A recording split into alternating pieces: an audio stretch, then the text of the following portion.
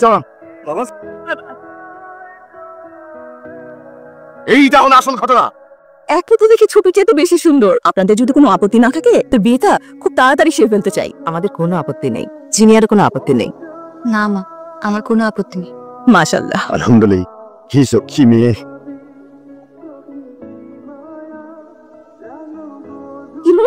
প্রত্যেকবার এসে মেয়েকে দেখে যায়, পছন্দ করে, তারপর বাড়িতে গিয়ে বিয়েটা ভেঙে দেয়। এবারও হ্যাঁ, কি হয়েছে বাবা? আমাদের পেছনে মনে হয় শত্রু লেগে গেছে। এবারও পাত্রপক্ষ তোর বিয়েটা ভেঙে দিয়েছে। তুই একদম চিন্তা করিস না মা।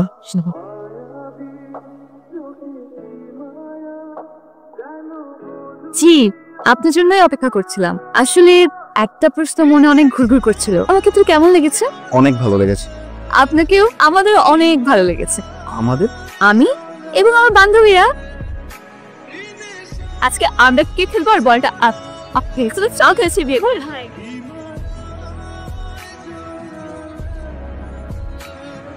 কি করছি বি? আরেকটা নতুন পাত্রের সন্ধান পেয়েছি মা। আরে শুধু কি স্কলার নাকি? দেখতে শুনতে মাশাআল্লাহ। এইবার ছেলেটা কিন্তু ডাক্তার। আমি কি বলবো, আমি কি কখনো তোমাদের কথার বাইরে গিয়েছি?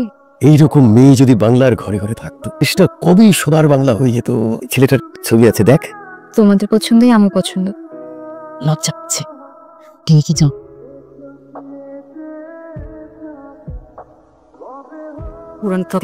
মা, আমি হাজার লক্ষ কোটিবার বলেছি আমি বিয়ে করবো না। এই পাত্রীটা অনেক ভালো। যতই ভালো হোক মা, আমি বিয়ে করবো না। আমি চিরকুমার থাকবো। কেন? এটা তোমার ছেলে অনেস্ট।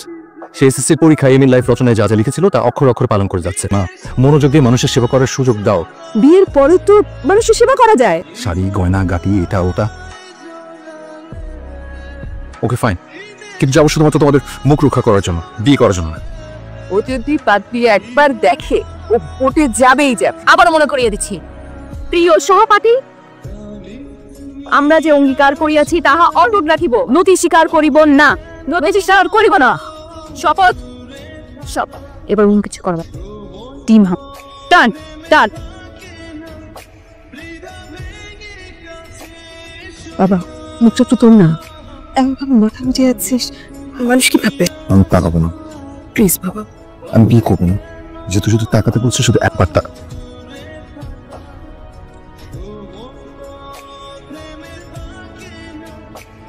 তাহলে আজকে উঠেই ভাই সাহেব আপনারা আমাদের সাথে ডিনার করে যাবেন। বাবা, আপনি চল চল।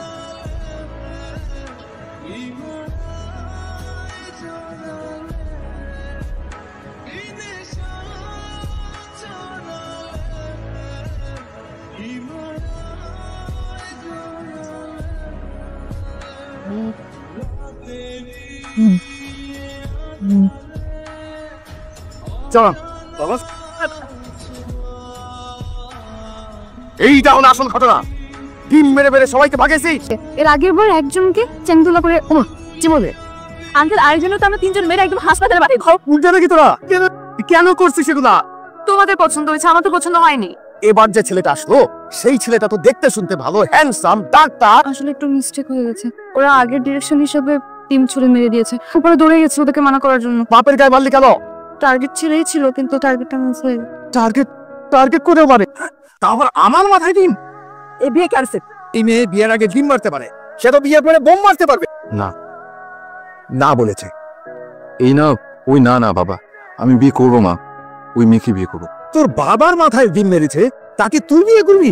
আমি না সারা জীবন পড়ালেখার মধ্যে ডুবেছিলাম, কোনো মেয়ের দিকে চোখ তুলে তাকাইও নি। ওর চোখের দিকে তাকিয়ে আমার সবকিছু এলোমেলো হয়ে গেছে মা। প্রথমবারের মতো প্রেমে পড়ে গেছি বাবা। আমি যদি বিয়ে করি, ওই মেয়েটা কি করবো? ডাকাত মেয়ের সাথে তো তোকে আমি বিয়ে দেবো না। তুই বলেছিলে না যে তুই চিরকুমার থাকবি? তুই চিরকুমারই থাকবি। মানুষের কল্যাণে জীবন উৎসর্গ করার অনুমতি আমি তোকে দিলাম। এই ঘটনা ঘটার পেছনে নিশ্চয়ই কোনো কারণ আছে। তাছাড়া মেয়েটাকে দেখে তো মানসিক বিকারগ্রস্ত মনে হয়নি। আমি মেয়ের সাথে দেখা করতে চাই। তুই কোথাও যাবি না। আমরা জেনে শুনে বাসায় একটা অ্যাটম বোম আনতে পারবো না। প্লিজ বাবা। হ্যালো, আপনি যার মাথায় ডিম মেরেছেন আমি তার ছেলে। মানে আমি আপনাকে মনে মনে খুঁজছিলাম, কিছু কথা বলতে চাই। আমরা কি দেখা করতে পারি? আসলে আপনার সাথে দেখা করবো এটা শুনে আমার বাবা মা ভীষণ ঘাবড়ে গেছিল। যে মেয়ে ডিম মারতে পারে সে মেয়ে নাকি বোমও মারতে পারে। একদমই পাত্তাও দেন এইসব কথাবার্তা। একটা বিষয় খুব জানতে ইচ্ছে করছে যে এরকম একটা ঘটনা কেন ঘটালেন বলো? ডিম কেন? তো আবার আমার বাবার টার্গেটটা তুমি বাবা ছিল না। একটু পানি খাই। একটু পানি না।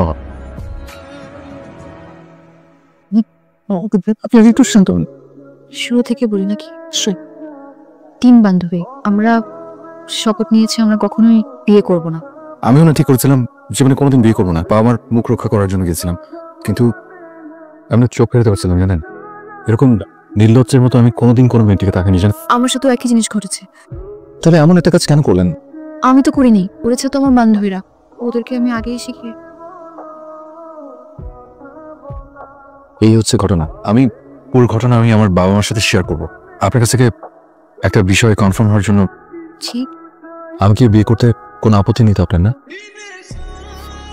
ঠিক আছে, ওটা কি বার আসতে পারো? আসুক না বাবা। Thank you.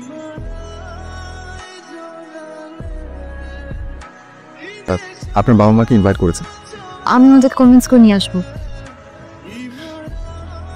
আপনারা শুরু করুন। জি জি, ব্যাস ওরা দুজনে একটু নিজেদের মধ্যে কথা বলুন। যাও বাবা, ওকে একটু নিয়ে যাও।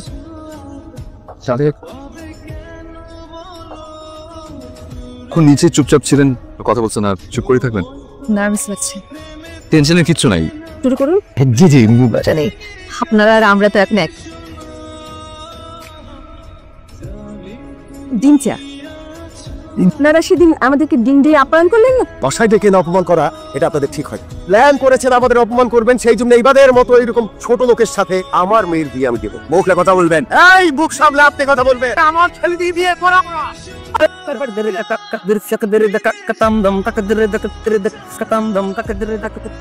তুই কোথায় দিয়ে গেলি আমাদের? এই বেটা প্ল্যান করে আমাদের অপমান করার জন্য আছে তো।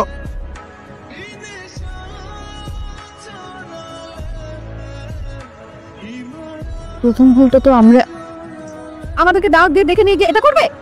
খেতে দিয়েছে সবকিছু দিয়ে। কি ধরনের আলোচনা? প্রথম তো বাবা চিৎকার করে উঠলো। তুই ওদের পক্ষ নিচ্ছিস কেন? আমি তোকে পরিষ্কার ভাবে বলে দিচ্ছি, ওই বাড়িতে আমি তোকে বিয়ে দিব না। আমার কথা ফাইনাল। তুই জানতেও পারবি না কার সাথে তোর বিয়ে ঠিক করবো। যেটা বললাম এটাই ফাইনাল হবে। হ্যালো, কি বলছেন? আমি কি করবো বলেন? উঠে নিয়ে যাবো অনেক, থানা পুলিশ হয়ে যাবে। আর তাছাড়া শুনুন, হ্যালো জিনিয়া, হ্যালো, আমার প্রথম প্রেম।